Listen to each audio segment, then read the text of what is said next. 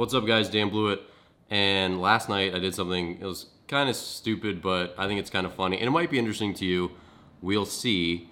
But if you've ever wondered what it's like to have to do like voiceover or narrate or record an audiobook, which is what I'm doing, number one, it's a very exhausting process. Number two, it's kind of difficult.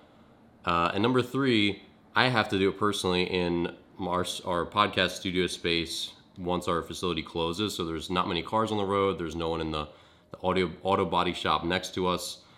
And obviously there's no one in our facility. So it's pretty quiet, save like the rumble from a train because there's train tracks somewhat close to our place.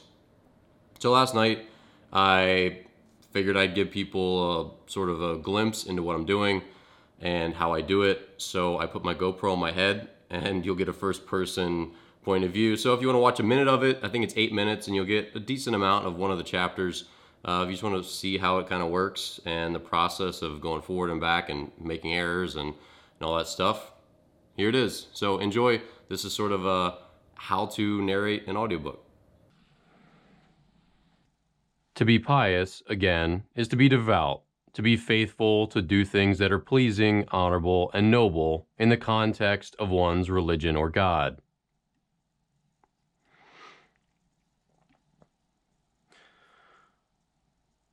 Piety in the eyes of the baseball gods, however, is a bit different.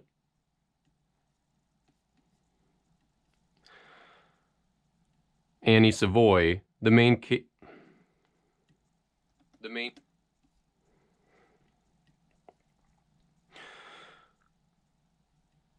female character from the legendary baseball movie Bull Durham, believed in the Church of Baseball above all others.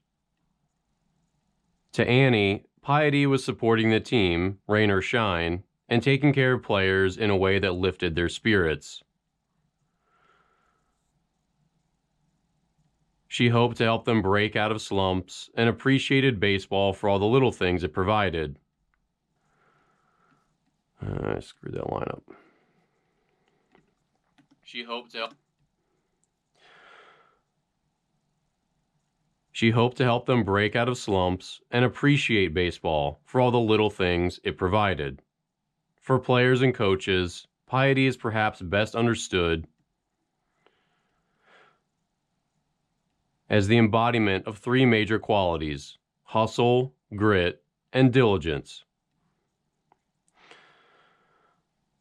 Baseball is hard, and these three qualities are equalizers.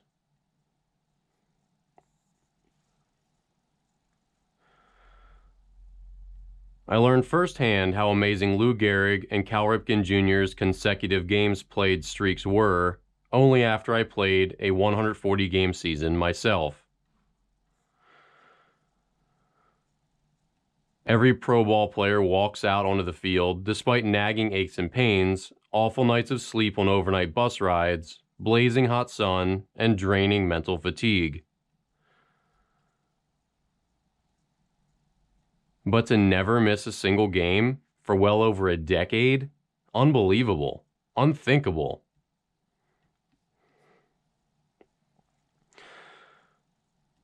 Gehrig and Ripken showed tremendous grit, doing whatever it took to suit up every single day. The baseball gods were pleased. Inflection was bad. The baseball gods were pleased. A game of baseball is precious and should never be wasted.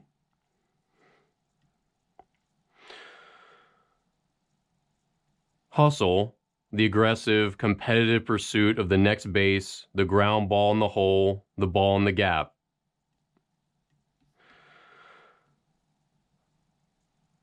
Hustle is really what embodies the spirit of baseball. It's the burning, competitive will to win that drove people like Jackie Robinson to run at 110% no matter the score or situation.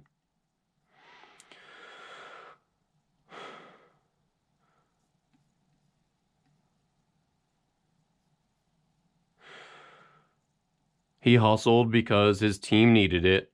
Ooh, caught a typo.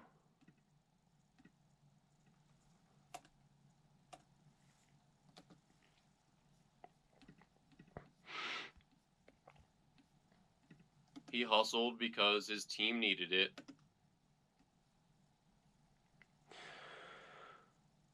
Because the fans demanded it, and because he believed in it. The will to outcompete his opponents and prove himself to his detractors drove him to sprint with every available fiber in his being.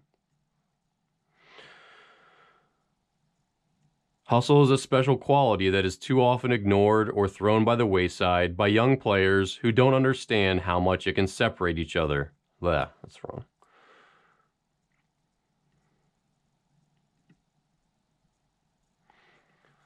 Of a separator, it can be.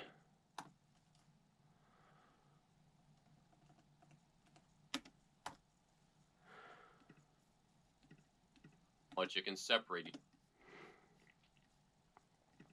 Hustle is a special quality that is too often.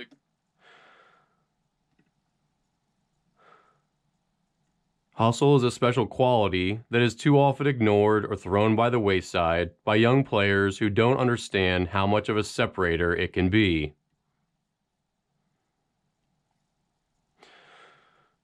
A player who never gives up, never gives in, and sacrifices his body on every play can, and often does, change the outcome of a game.